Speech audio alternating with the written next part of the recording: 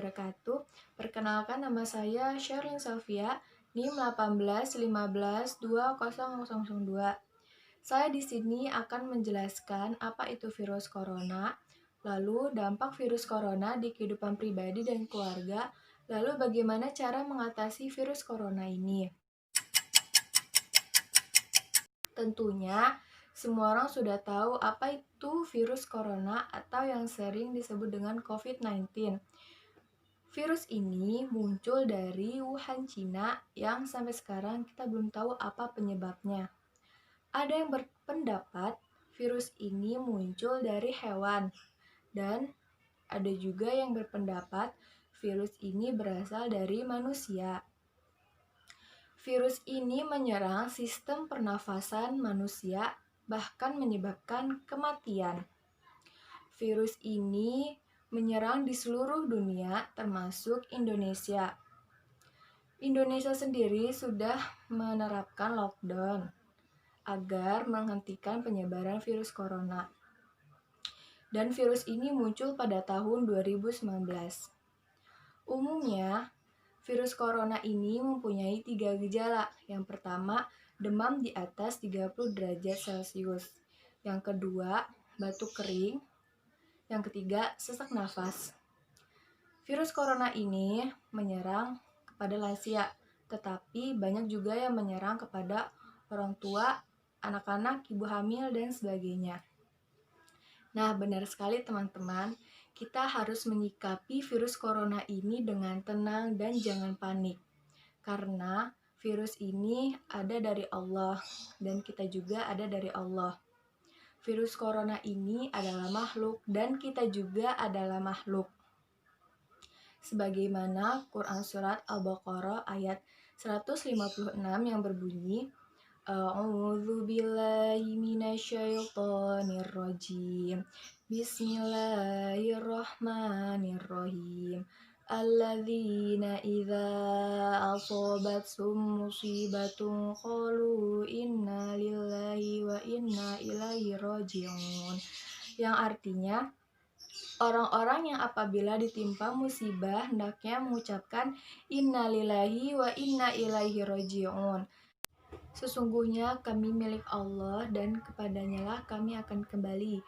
Quran Surat Al-Baqarah ayat 156.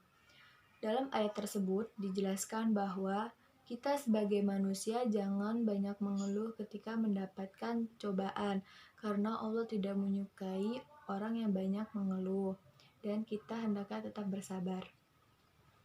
Lalu, dampak virus corona di kehidupan pribadi dan keluarga.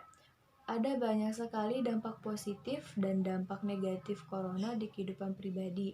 Dampak positifnya yaitu ketika kita di rumah saja, kita hendaknya bisa membantu orang tua, membaca buku, menulis buku, dan sebagainya.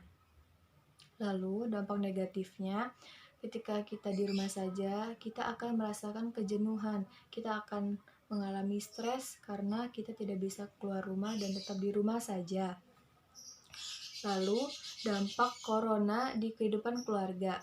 Ketika orang tua yang biasanya sibuk di luar rumah, sekarang bekerja di rumah karena adanya corona, dan dia bisa mendidik anaknya dengan baik, dan itu bisa menjaga keharmonisan keluarga. Lalu, dampak negatifnya, ketika keluarga yang biasanya jalan-jalan keluar rumah bertamasya sekarang tidak bisa karena ada corona dan tetap di rumah saja. Lalu dampak corona di faktor ekonomi. Nih, ternyata banyak sekali kerugian karena adanya corona. Banyak sekali buruh yang diliburkan di rumah karena dia corona. Dan para nelayan pun merasakan dampaknya. Ketika nelayan yang biasanya mencari ikan di lautan dan hasil tangkapannya itu dijual di luar daerah, sekarang tidak bisa karena adanya PSBB dan tidak boleh keluar rumah. Dan keluarga nelayan pun pasti akan merasakan kesedihan dan dia tidak bisa mendapatkan uang gitu. Lalu dampak virus corona di pendidikan. Banyak sekali sekolah dan kampus yang diliburkan karena ada corona. dan sistem pembelajaran pun online. Dari sistem pembelajaran itu banyak kuota yang harus dikeluarkan dan banyak sekali mahasiswa yang tidak mampu membeli kuota dan itu sangat berdampak buruk di perekonomiannya. Lalu ada saja mahasiswa yang rumahnya di pelosok, dia tidak ada sinyal dan harus sampai ke gunung untuk mencari sinyal dan itu pasti sangat berbahaya. Bagaimana dampak corona di kehidupan pribadi dan keluarga? Dampak corona di dalam kehidupan pribadi dan keluarga itu ada dua. Yang pertama dampak positif dan yang kedua itu dampak negatif. Dampak positif dari corona ini ialah menjadikan kita lebih dekat dengan keluarga dan memiliki waktu bersama yang lebih panjang dari biasanya. Nah, biasanya kan kita selalu sibuk di dalam urusan kita sendiri gitu, ada yang sekolah, kuliah, di kantor dan dimanapun. Jadi sehingga menjadikan waktu mereka itu cuma sedikit untuk keluarga, tapi dengan adanya corona ini menjadikan kita tahu apa itu arti kebersamaan dengan keluarga dan orang-orang yang kita sayang. Lalu dampak negatif COVID-19 ini diantaranya itu membuat anak-anak terutama menjadi bosan, jenuh, kesal dan sebagainya. Nah,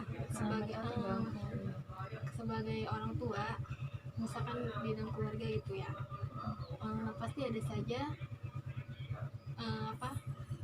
cara agar membuat si anak itu tidak merasa bosan dan jenuh, seperti membuat permainan sederhana.